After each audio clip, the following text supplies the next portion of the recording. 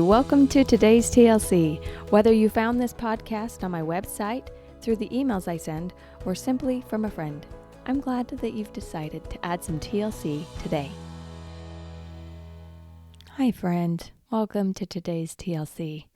I have something in my heart that I want to share with you today. There has been a trend with some of the clients that I've supported lately, so I want to take some time today to remind you of some things. Often, when we have an emotional experience, we want to fragment it, where we don't feel, but we just solve the problem, divorcing our heart from our mind. We also want to fragment our feelings, thinking that only one can hold your attention at any given time. I'm going to walk through some examples with you today to help you see how freeing it can be when we marry the heart and the mind through the ups and the downs of our life experience. I have to practice remembering too, because we're all human, right? And that's okay. But I want you to take a minute today to remember some things that are important on your journey. First, give yourself space to feel. Now, I've talked about this on my podcast before, so I'm not going to go into depth about how to feel. You can check out the episode titled The Secret to Feeling if you want more how-to.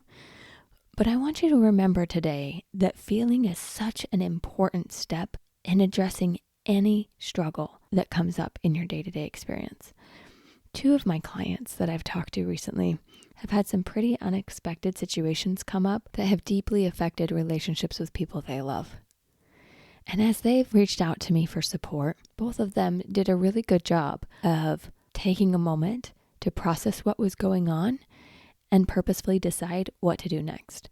I was honored to walk some of that journey with them, and as they were sharing what had happened, they were saying sentences like, I want to take time today for some self-care.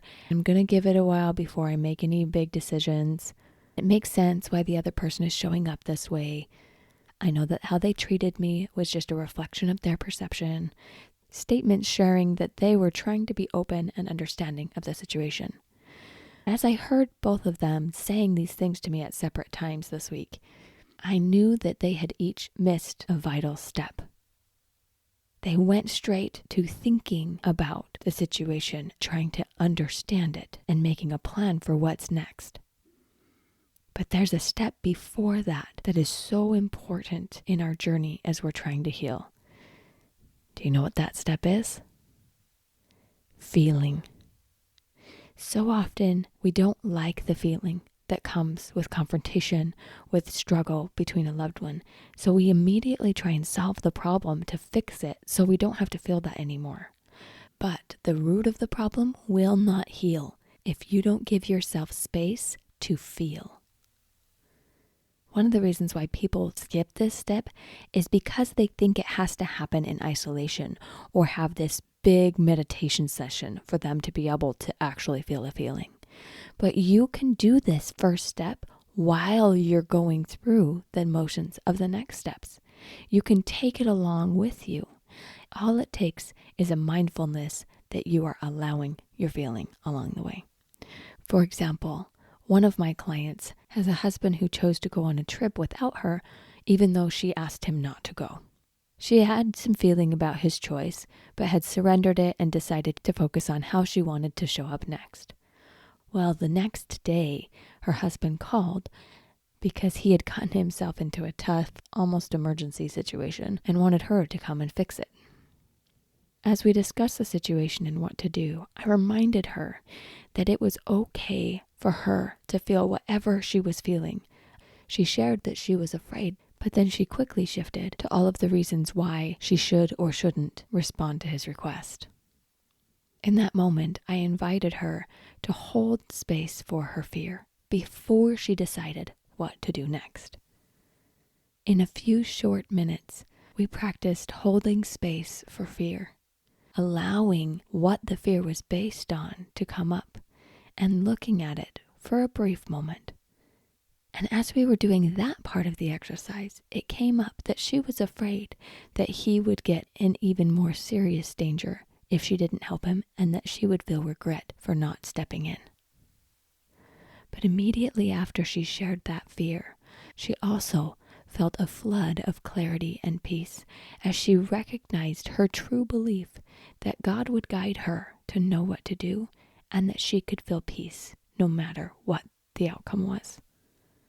Notice that she did not feel that peace while she was trying to think through the different scenarios. The peace was available to her when she was willing to allow the space for fear. Now, it's been a few days since we had our session, and she has since told me that she has been able to keep hold of that peace and allow the other emotions coming in and out as she's navigating step by step what she wants to do next. So the first thing I want you to remember and apply to your life is that allowing feelings first will give you a clearer place to access whatever the next step forward is for you. The second thing I want to point out from this example is that she was feeling two things at once. Remember that our feelings come from our thoughts, and we have over 60 thoughts a day. And although they will come in waves of patterns, we are often feeling multiple things at the same time. That's human and perfectly normal. Often we think we either feel fear or peace. But what if they come tandem, where you feel fear and peace because they are opposites? That's okay. You can hold space for both. The other client that I referred to earlier had a little different situation, but similar emotions. This time, it was due to a family member who chose to give some unsolicited feedback in a way that didn't seem very kind, and came at a time where my client was trying to make some hard life choices, and this conversation made it really easy to muddy the water a little bit. While processing with my client, she was focusing a lot on trying to explain away why this family member would say what they did, what in their lives would lead them to say those things and respond that way. I could tell that she was wanting to feel okay with the situation, wanting to bypass how she had been affected and explain away this family member's actions so that she didn't have to have those uncomfortable feelings anymore. While we were exploring together, I helped her see that she didn't have to ignore how she had been affected to also be able to hold space in love and kindness for this family member. Too often, in my own experience and in those of my clients, I see the pattern where we think we either need to be upset and hurt and frustrated or be unaffected and completely forgiving and understanding. But what if they can coexist? What if my client could hold space for how she had been affected and let go of any animosity or judgment or frustration? That's exactly what she did.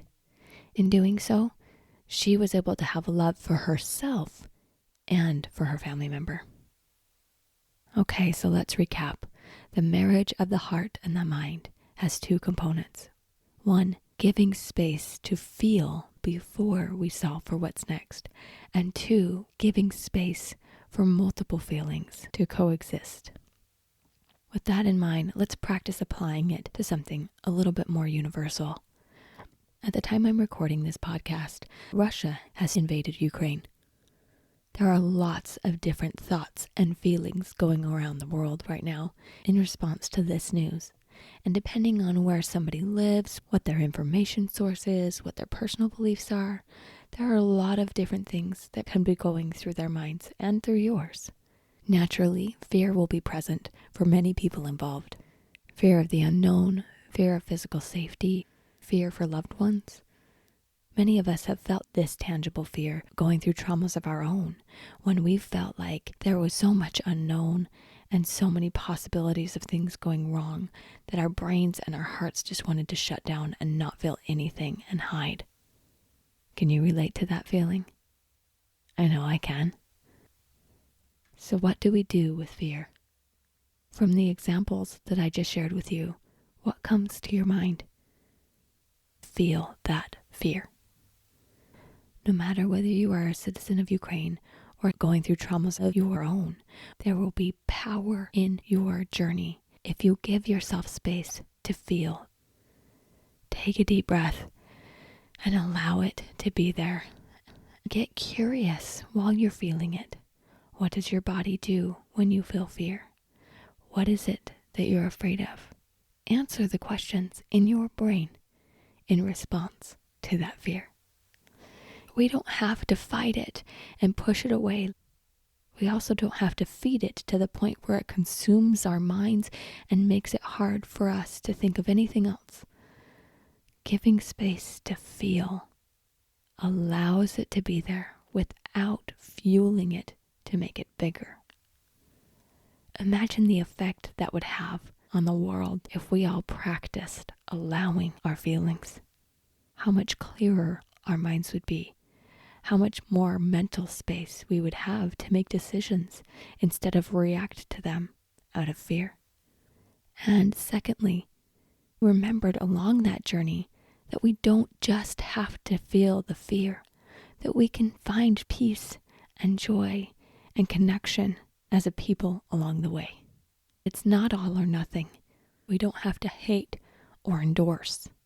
We're dynamic, multifaceted beings with light at our core that can shine and navigate through even the darkest of times if we give ourselves space to be alive in heart and mind. Here's today's TLC. Where are your relationship strains, your own personal wars, where you might be having some intense feelings?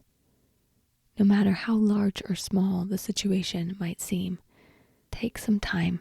Take just a brief moment to remember. Remember to feel and invite the full spectrum of feeling. Remember your heart and your mind.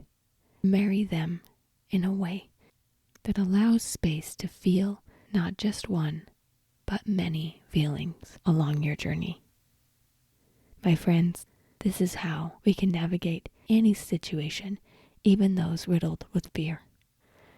This is how we live life alive. Recently, a light in this world shared her heart as she was on her deathbed. Her name is Jane Marchetsky. She's a beautiful musician who battled with cancer. Shortly before her passing, she shared some beautiful truths that go right along with this message of heart and mind. These are her words. Life sets us up for false choices sometimes. Like choosing between sadness and enjoying life. Sometimes it's both. Humans are capable of holding a number of different emotions and views at once. Sadness is the soul's way of saying, this mattered. And I think grieving and feeling through all the emotions that you feel, the sadness, the grief, the injustice, the anger, the loss, and the bargaining, I think it's holy work. It's scary to go down those dark roads, but you know what?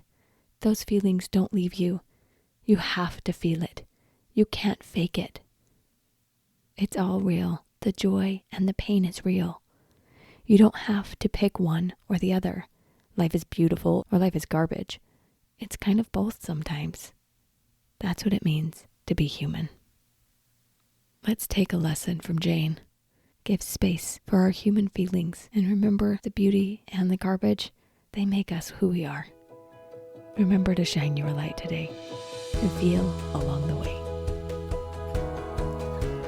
Life after therapy can be simple. Come learn how to think light, feel light, and live light at thelightcoach.com. I offer 5 free discovery sessions each week, and one of them is for you. Together, let's discover the joy that's possible in life after